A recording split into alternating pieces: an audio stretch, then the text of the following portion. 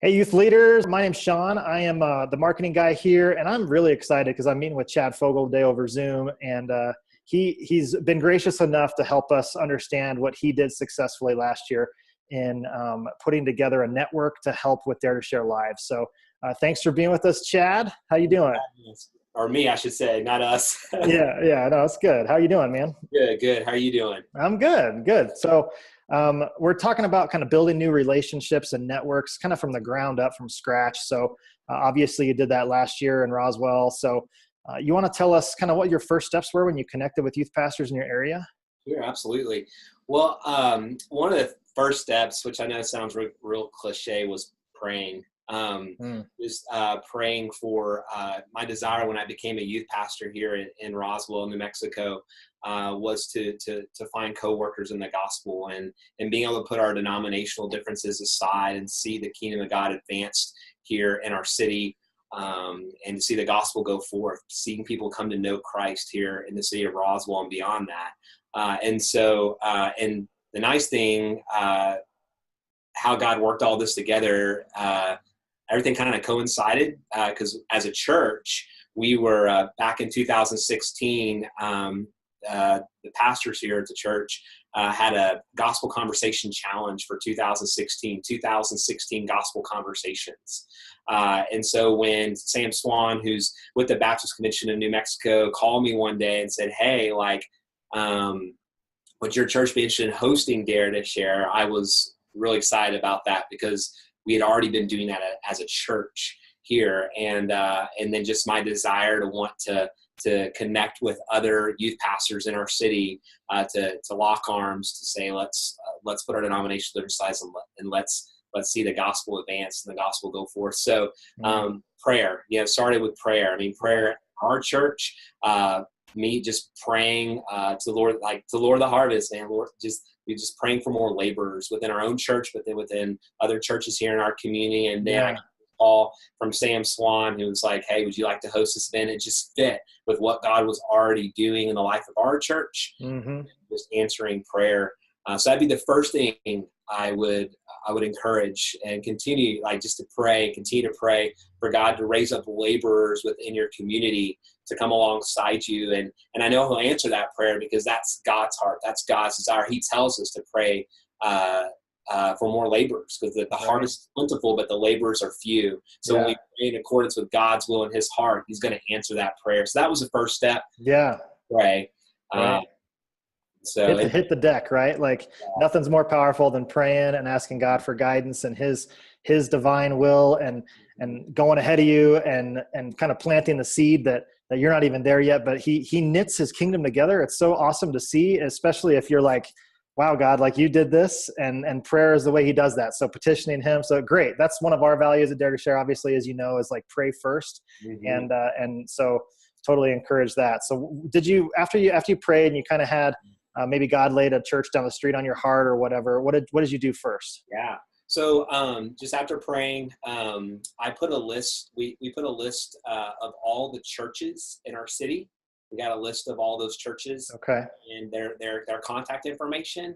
And so I just started contacting churches in our area, whether it be phone calls, whether it be emails, whether it be personal visits. I try to do personal visits first, just so that face with the name. And at that point, it was really neat because I was already starting to get to know some other youth pastors in our city, that God answered that prayer. And so I was able to call on them and to tell them a little bit about Dare to Share. And hey, this, Sam Swan came to me and wants to everyone host Dare to Share at our church. And I told Sam, I was like, I would love to do that, but what I want to first see is if there's what kind of response we would get from other youth pastors in our community, because I knew that it would how important it was to be able to network with other youth pastors to get other churches on board. So it wasn't just about First Baptist Church and our youth group, but it was about the church, other churches within our community being involved in. So just getting a list of all the churches in our city, and then going and making personal visits to. We scheduled a meeting in our fellowship hall here at our church, it was a catered lunch.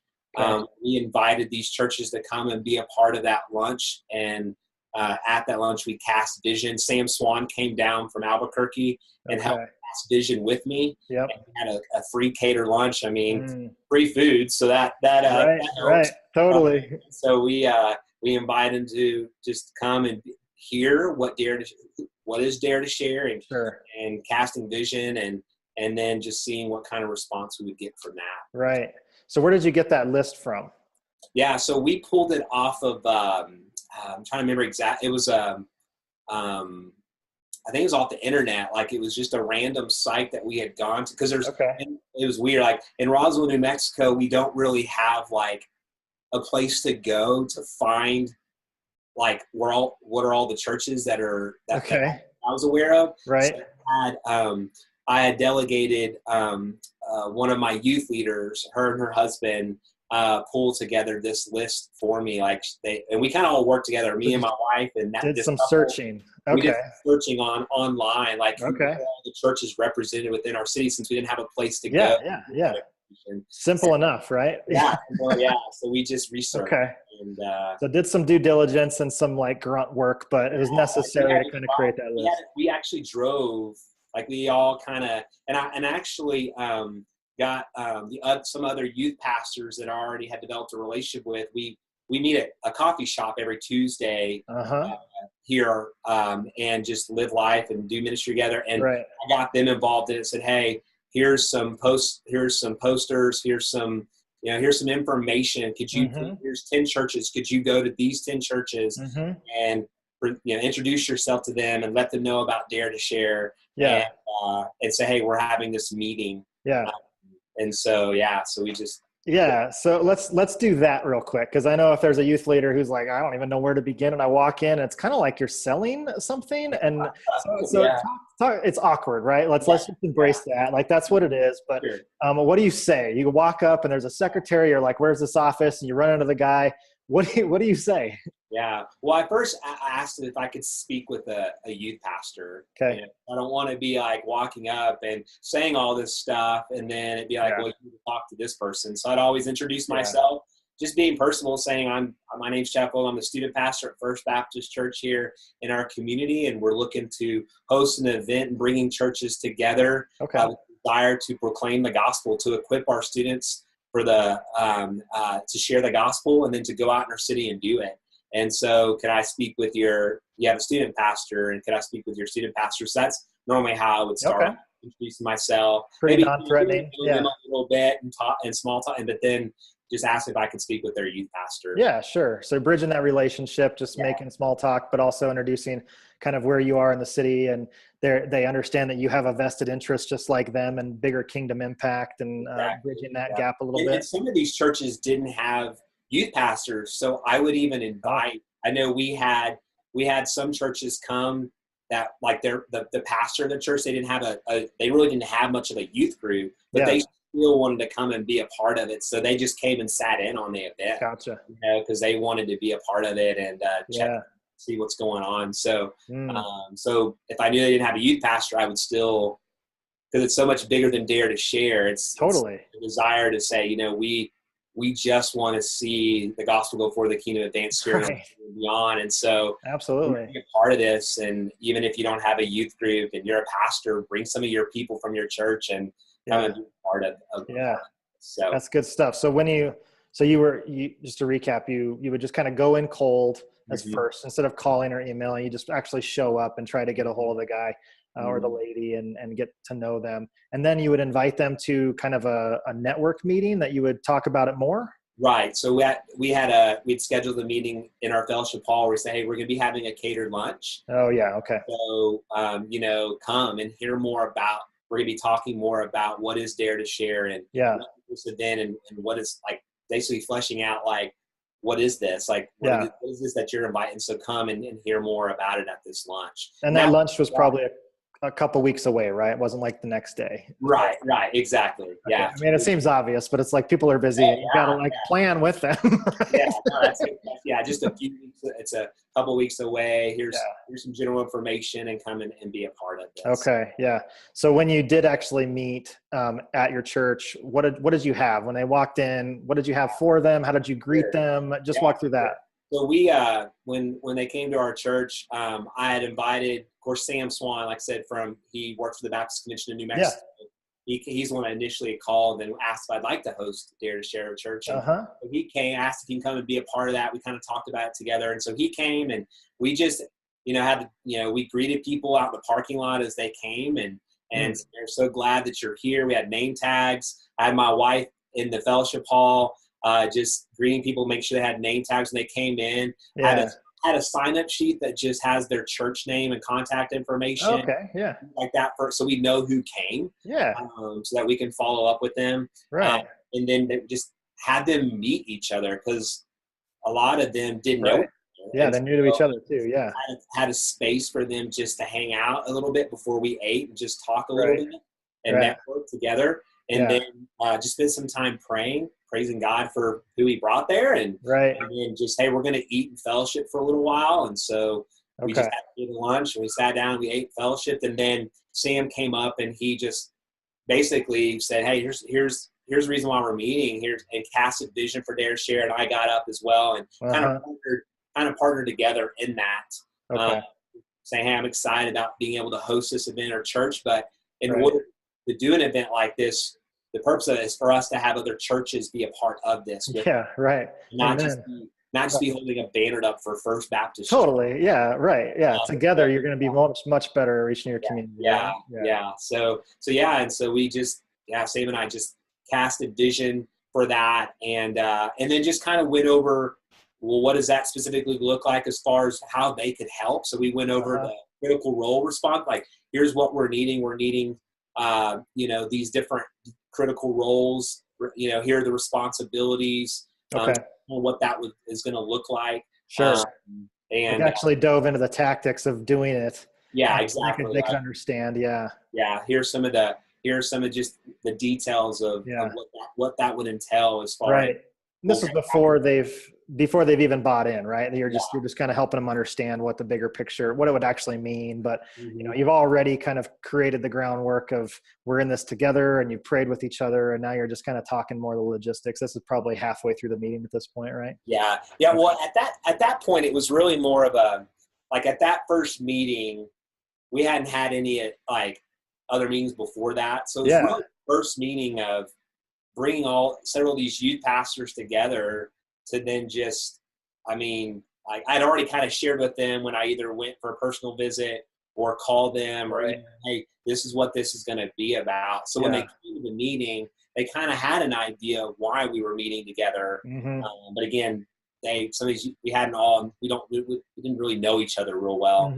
So it was good to just get together. Yeah. And say, hey, we're going to do this together. And so after the meeting, I think it helped clarify a little bit more for them what this entailed, and kind of what this is going to look like. Right. So did you give them anything when they walked in and they're at the tables? Like, what did you give them handout? Just gave them some general information on, like, who is Dare to Share? What is Dare to Share Live? Sure. Some of the promo stuff that y'all had given to us. Okay. We had that information available to give to them there. So they can kind of have something to take with them, like, about what Dare to Share Live is. We gave them, like, the critical role responsibilities, like what all that looks like, the details and specifics on each of those roles and what their responsibilities would be. We put together a prayer list of things to specifically be praying for. Oh, that's a great idea. Everything, getting more churches involved, to praying for your students, praying for our communication, praying for God to provide volunteers to fill those critical roles. Just this whole list of just, prayer, things that we could be praying for. Tangible things. Yeah. So after the meeting wrapped up, what did you send out afterwards? Yeah, so I had that sheet that they signed in on that had their contact information. Yep. And we kind of nailed down right off the bat at that meeting, like if there were people that were interested in fulfilling a specific critical role, then they can sign up on that sheet saying, I would like to help with this. So we already had a few youth pastors that were interested in wanting to help with, like, okay. That role was already filled by the time we left. That's awesome. So they already feel ownership, right? Like you're already creating this, hey, we're in this together. And by the way, here's things that you can do to contribute to like us being in this. Right. And they can sign up right there. That's awesome. Okay. And then after that, we just, I follow, and even like, so those that weren't for sure, or even basically all of them, I sent out a follow-up email just thanking them for coming. Yeah. Part of that fellowship and how great it was for us just to be together. But then, looking forward to Dare to Share Live and just, and then just, I did kind of fill the logistics role. Okay. Of Dare you to Share. Personally did. Yeah. Okay. Okay. Me and my wife just did a lot of the logistical things for it. So we just sent out follow-up emails, deadlines, right. if we needed more critical roles, spots to be filled. We communicated that in the email and follow-up phone calls. Right. People knew anyone that'd be interested in filling that role. Right. Right. And just slowly but surely, as that was communicated, here's the roles that still need to be filled. Here are the responsibilities. Like God just started putting those pieces together. Roles. Okay, good stuff. So, going back, like what was kind of some of the bigger challenges? We want to pretend like this is all cake, right? Like it's somewhat tough to do, but what are some of the challenges when you're trying to talk to people or kind of overcome the division that potentially you could meet? What did you experience? Sure. I think for us, it was more of trying to fill all those critical role positions at first. We had a few, but we still had to fulfill some of those critical roles because we knew that those were critical roles that needed to be filled. They were critical, right. Job done, So, and then trying to, schedule a time to meet. Everybody's lives are so busy. You're talking about youth pastors that are married, they have families, they have their own ministries. Right. And I think in a lot of ways unfortunately it's foreign to do things with other churches. You kind of do just things with your church. Right. Yeah. And so trying to get them, calling people over and over again, inviting them to this first initial meeting to cast vision was hard. Leaving tons and tons of with secretaries and emails and never hearing back to them and calling. I'm like, I'm gonna be persistent. I'm gonna show up. I'm gonna drive them crazy because I think this is that important. Oh, that's good to say. Not getting calls returned or at first it was hard. It was frustrating because it's like, man, are you not interested in wanting to join with other churches in our community? And I think that's what's been really difficult here in Roswell is up to this point, there hadn't seemed a desire among other churches to want to do things like this together. Right. And so, because I know Ben Chavez, he's the youth pastor here at Christ Church. And he's been here for over 5 years, and I've been here for almost 3. And he said he's been trying to get other youth pastors together since he's been here. It just hasn't happened. Yeah. And so just that frustration of why do other churches not want to be involved in things like this? Right. And how is it that we can't put our denominational differences aside? And we have doctrinal belief, different things that we believe in, but we believe if we keep the main thing, that Jesus is the way, the truth, and the life, no one comes up through him and the gospel, then why can't we all come together on that? So that was frustrating at times. Not getting, there was no response when we would call or go by, or we'd go by churches and realize some of those churches we'd looked up, they weren't even there anymore. They didn't even exist. And so we had like over 60 churches that we supposedly found, but when we went by, they shut down. And so that was heartbreaking and stuff, but or just going by or driving around and not being able to meet with anyone and you spend that time trying to be intentional, but yet you seem like some days seem very unproductive. Yeah. So, makes sense. Yeah. Those were some of the challenges. Yeah, I hear you. Well, from my own experience, it wasn't as much churches didn't want to. It was like, you just get in your own zone and you forget about what it means to network with other churches and be with them in the larger battle for your city or your community or whatever that is. And so I firmly am a believer that once we just have eyes to see that, like God starts giving us a deeper desire, and because of our desire and our prayerfulness and our desire to see other youth leaders and other churches come and meet us in that spot, like God honors that. So it's like, don't take the prayer thing for granted again. Like that's so important. But then like you found with the other youth leader, it's like, oh, well, we've been wanting this and desiring this, and it's just a matter of us connecting and going, oh yeah, we can make this happen. Like we're not in it alone. It's just that aha moment that happens. It's a beautiful thing, right? Yeah, absolutely. And then praying for, for those churches because there is that reality. There are some churches that we went to that just didn't want to be a part of it, right? Yeah. And it wasn't due to a lack of communication or casting or prayer. They just flat out, they didn't want to be a part of it. Right. And so us praying for those churches, like for a great awakening or revival to take place within those churches, like totally be a part of that. Right. Right. And that's not a criticism. It's just no, it is, but it is right. Those are some of the challenges and some of the things that were frustrating as we were trying to get people on board. Yeah. Yeah. Well, thanks for sharing. So just to recap, you took a lot of time to build a list of people. And you got some help with that from other youth leaders or from your adult volunteers and built the list. You exhaustively called them and bugged them and made sure that they were going to come.